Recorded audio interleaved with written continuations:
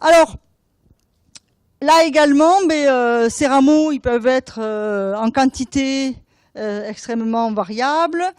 Leur forme, leur longueur, leur orientation vont dépendre principalement à la fois de facteurs culturaux, donc d'action du viticulteur, et à la fois de fonctionnement de la plante.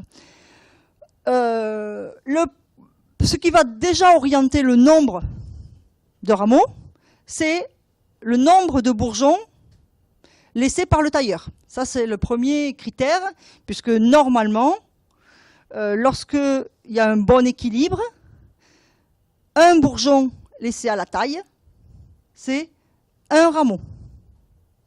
Donc si vous laissez 10 bourgeons à la taille sur votre souche, si votre souche n'a pas d'excès de vigueur, ou si elle n'est pas en sous-vigueur, vous aurez l'ensemble de vos bourgeons qui vont éclore, et donc un bourgeon, un rameau. Donc ça c'est la première chose, le nombre de rameaux dépend du nombre de bourgeons laissés par le viticulteur.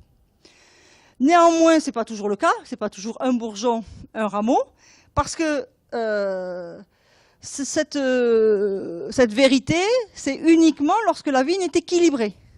Lorsqu'elle est un peu vigoureuse, elle a besoin de s'épanouir, elle a besoin de fonctionner, et vous allez avoir des bourgeons que vous n'avez pas voulu conserver à la taille, donc soit des contre-bourgeons, soit des bourgeons du vieux bois qui peuvent émettre des rameaux.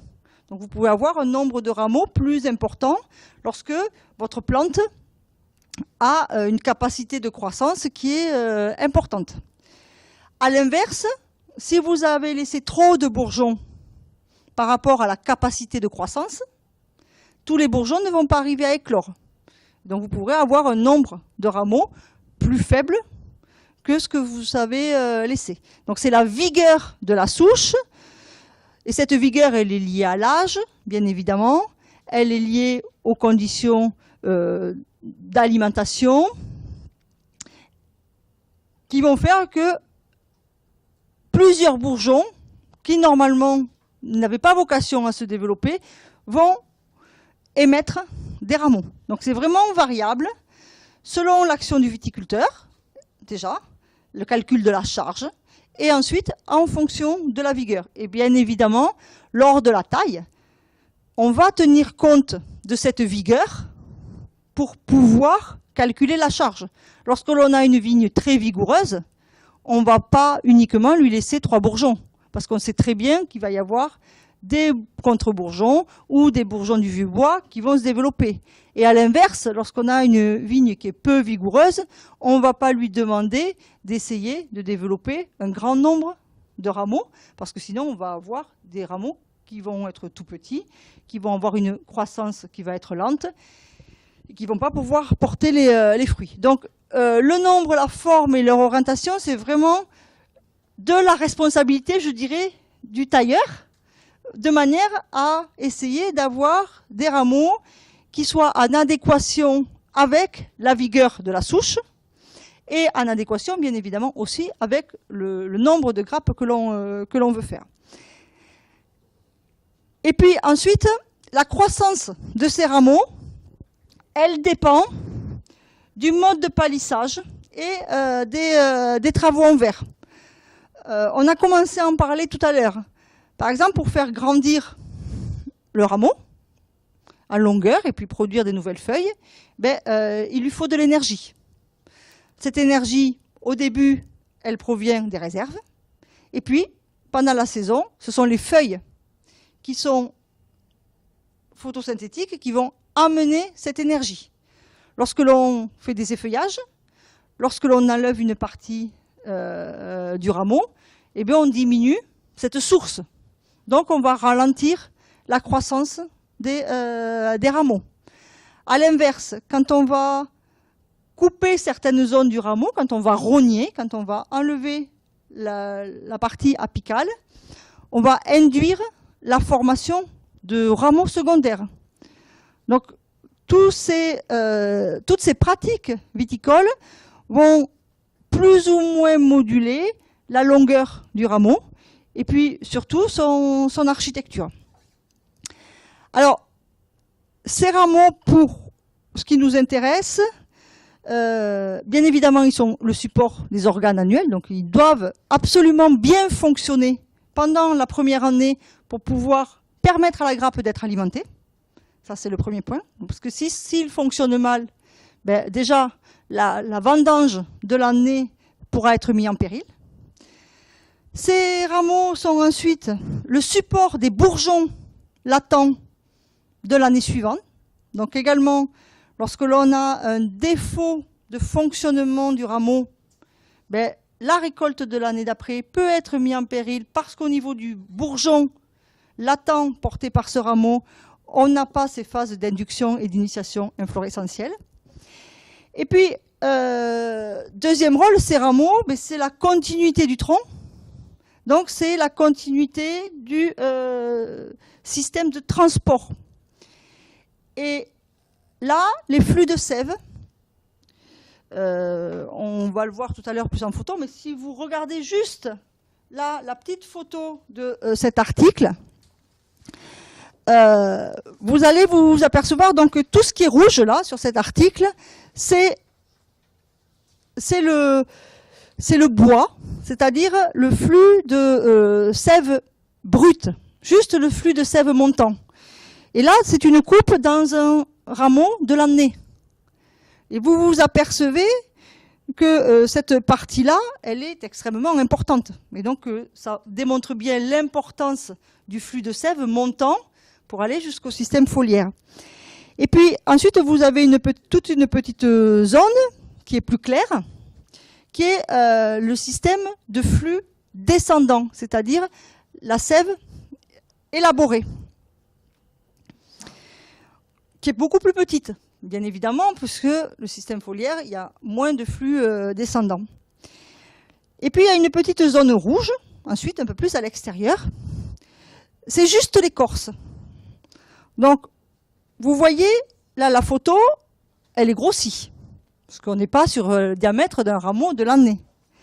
Imaginez-vous, ça demain, de toute façon, vous allez le voir de vous-même, mais quand on réduit au diamètre d'un rameau, il y a à peu près, grosso modo, 1 centimètre de diamètre, l'épaisseur de cette écorce-là, c'est extrêmement petit. Et donc, toute action viticole, très vite, peut impacter. On touche le rameau, on ébourgeonne, on écharde, mais qu'est-ce qu'on fait? On enlève, on arrache une partie, bien évidemment de l'écorce, enfin de la petite écorce, mais surtout on arrache beaucoup plus profondément et de suite, on touche aux faisceaux libéraux-ligneux. Et ça, en touchant à ces faisceaux libéraux-ligneux, eh bien, on touche à la circulation de sève. Donc, on touche au fonctionnement des organes portés par ce rameau très rapidement. Le moindre effeuillage, même en arrachant la feuille, on impacte sur les flux de libère. Alors, donc, une fois, c'est pas grave, mais multiplier ça sur l'ensemble de la souche et multiplier ça sur l'ensemble des organes, bien évidemment que à chaque fois, ça fait toujours un peu moins, un peu moins, un peu moins. Et sur ces flux de sève, on va avoir vraiment des déviations de ces flux de sève ou des défauts de ces flux de sève qui vont impacter d'abord sur les organes de l'année et puis après sur les organes suivants. Et après, dernier rôle de ces rameaux, quand ils deviennent sarments, il y a aussi la mise en réserve. Donc, dans les sarments, on a l'ahoutement qui se fait, cette transformation du rameau en sarment de la partie verte en partie marron, ça s'appelle l'ahoutement. Et donc ça, c'est la mise en réserve. Et une partie de l'amidon est également mise en réserve dans ces sarments. Alors ces sarments, pour la mise en réserve, ils sont intéressants uniquement si on fait de la taille longue. Parce que si on fait finalement de la taille courte avec uniquement des côtes, on en élimine, il y a une grosse perte de mise en réserve par la suppression des sarments. par rapport au reste de la plante. Donc en fonction du mode de taille également, courte ou longue, ben, la perte énergétique est plus ou moins importante. Oui, mais on compense quand même parce qu'on a plus de troncs. Si votre tronc a du bois vivant. Oui. Oui, normalement, oui. Oui, oui, bien évidemment. Mais en tout cas, mon idée là, c'est aussi de dire que finalement, lorsqu'on a des tailles courtes, on a une perte énergétique qui est plus importante que lorsque l'on a des tailles longues. Parce que avec la taille courte, on enlève beaucoup de sarments et donc beaucoup de choses qui ont été mises en réserve. Non, moins de fruits en termes par rapport à quoi? Alors, oui et non, parce que c'est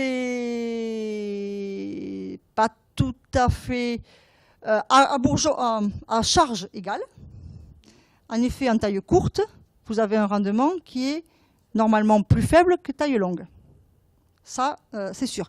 Mais c'est dû un peu à ce phénomène-là, mais pas tant que ça.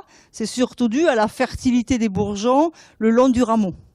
Oui, en taille courte, en gardant les deux premiers yeux sont toujours moins fertiles que les yeux du milieu de l'aste. Ça, c'est clair. Mais, encore une fois, il faut comparer, quand on compare la vigueur et quand on compare la fertilité, entre deux essais ou entre deux... Il faut toujours comparer à charge égale. Vous pouvez pas, c'est difficile de comparer la vigueur lorsqu'une fois vous avez laissé 15 bourgeons et l'autre fois vous avez laissé 5 bourgeons. C'est à charge égale, pour dire cette plante elle est plus vigoureuse que celle-là, c'est à charge égale bien évidemment. Et pareil, la fertilité, c'est à charge égale. Mais à charge égale, une taille courte, c'est toujours moins fertile qu'une taille longue. Ça, c'est sûr.